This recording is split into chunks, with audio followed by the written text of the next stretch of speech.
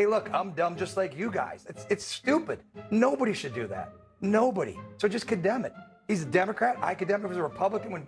When Trump posted it, I said it was wrong. Some of my Democratic colleagues when running for office or when talking to audiences, people of color, but traditionally black audiences, frankly, are patronizing. Man, this is, for me, one of the saddest segments I think I've ever seen on Newsnight. I don't want these Democrats on this panel ever again, just in my personal opinion. So weak. And I've always said that's the problem that I see from the outside looking in. That's the problem with the Democrat Party. Not enough fighters. In this clip, we are going to see two MAGA Republicans literally hijack the conversation around Gavin Newsome and what he's supposedly said to a quote-unquote black audience. And we're going to see little to no pushback from the Democrats on the panel. And it's just actually quite embarrassing. But look, let's not waste any time. Let's actually jump right in and let's get into it. Tonight, MAGA outrage with Gavin Newsome at the center of the storm. Critics are calling a comment he made yesterday at an event in Atlanta racist. Watch, you decide. I'm not trying to impress you. I'm just trying to impress upon you. I'm like you. I'm no better than you.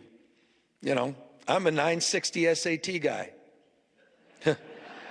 And, you know, and I'm not trying to offend anyone, you know, trying to act all there if you got 940.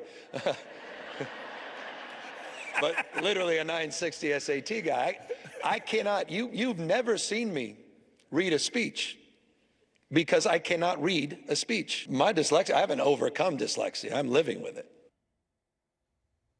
Sean Hannity, Ouch. writing that, quote, Newsome thinks a 960 SAT makes him like black Americans. Let that sink in. Newsome fired back, claiming Hannity didn't care about Trump reposting a video depicting the Obamas as apes, and he added, quote, spare me your fake effing outrage, Sean. The Atlanta mayor, Andre Dixon, who hosted the event, weighed in, saying Newsome's remark wasn't attack, but instead a moment of vulnerability. He added, quote, this is Atlanta. We don't need anyone to tell us when to be offended. Congresswoman, how did that remark hit when you watched it? So I will admit I didn't watch it, but I heard about it. And well, we just watched it now. Yeah, I mean, I would say this, that if he's making the same comment when he meets with all college students and goes to other universities, then it's fair game. And so, you know, I don't think that sometimes people speak in front of black audiences and they think they want to find a way to relate. I've heard people say, I grew up in the projects thinking that was a way to relate. So not exactly his finest hour, but again, if he's saying that same comment to other people and other audiences, it's fine. Here's what Bakari Sellers said. He, of course, is frequently on CNN here. He said, Dems must stop doing dumb shit. I have my issues with Gavin Newsome, but he's the furthest thing from a racist. His story about overcoming dyslexia is powerful and endearing, one I wish he'd lean into more. His remarks show a blindness and were inartful, but leave it there. Donald Trump is a racist. Gavin is not. What say you? I'm from Jersey. What's SHIT? Lawler from New York. Put that in for me. Listen, I think, first of all, he was talking about his dyslexia.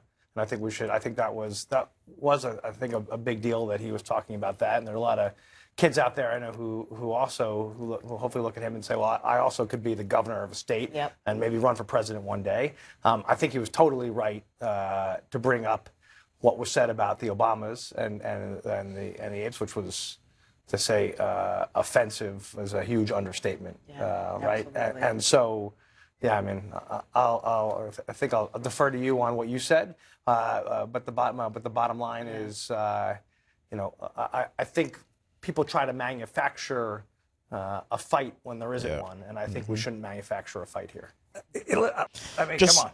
Just before MAGA jump in, I just want to give my perspective really, really quick as a black man on the outside looking in. When I first heard about this, one of the first things that I've done is I went and I actually took a look at the video. But not only did I take a look at the video, I dug a bit deeper and I wanted to hear the actual facts of the matter. And when you dig deeper, what you find is, number one, he wasn't speaking to a crowd that was predominantly black.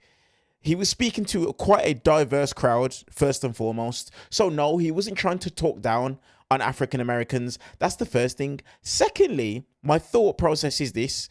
people like Sean Hannity and Benny Johnson, if you take a look and you see the thumbnail for a YouTube video that Benny Johnson done, that in of itself, that is a racist thumbnail.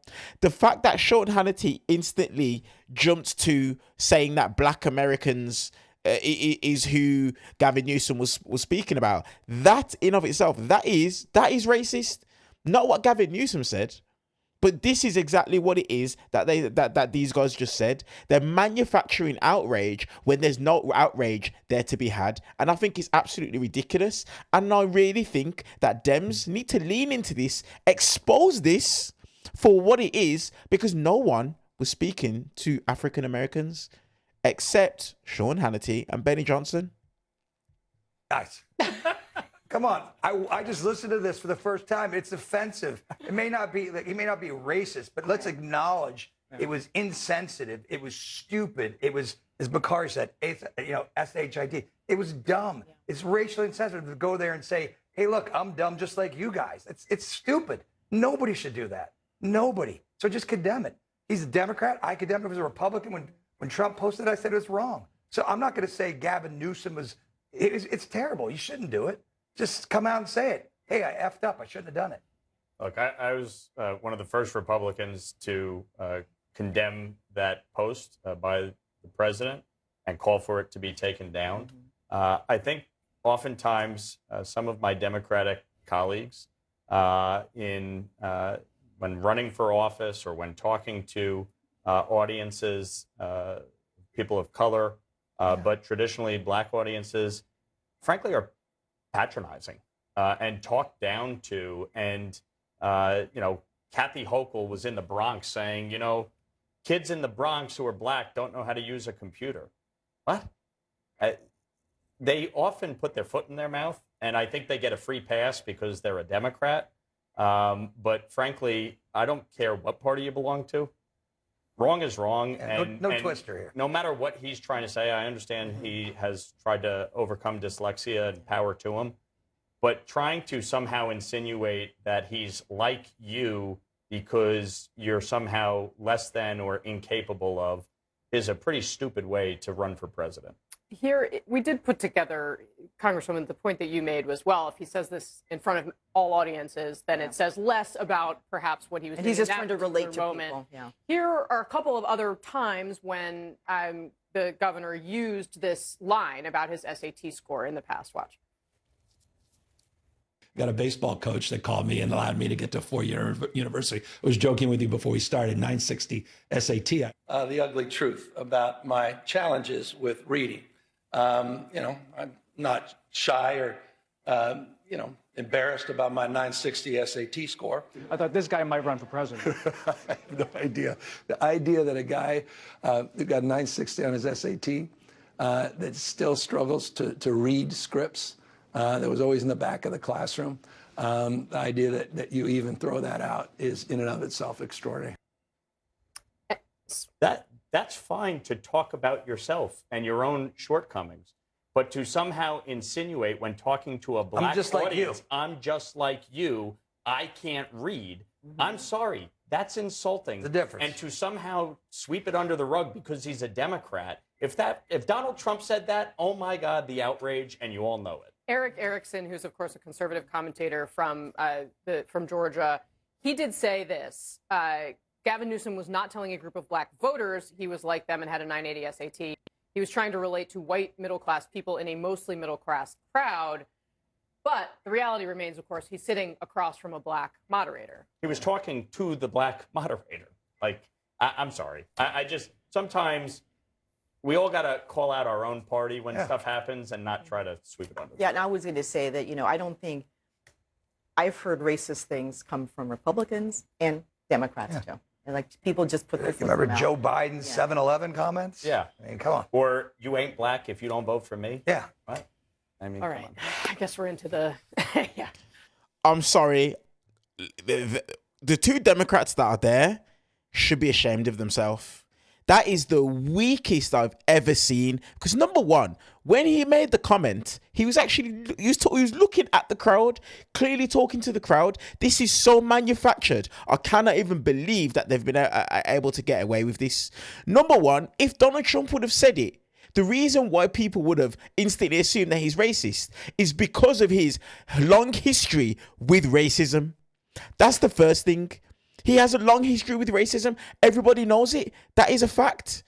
So many times, I've done a video just the other day listing down all of Donald Trump's historic racist moments. That's the first thing. Secondly, for them to keep on saying, oh, you know, if he was saying it to a black crowd, that's now been debunked, and it's a lie. It's a lie. Why did CNN not show this multiple proof that's on the internet debunking that it was a black crowd? You see, these guys thinking that Atlanta is just a default, everyone's black. That's racist. Because when you actually dig a bit deeper and you take a look, it wasn't a black crowd. It was such a diverse crowd.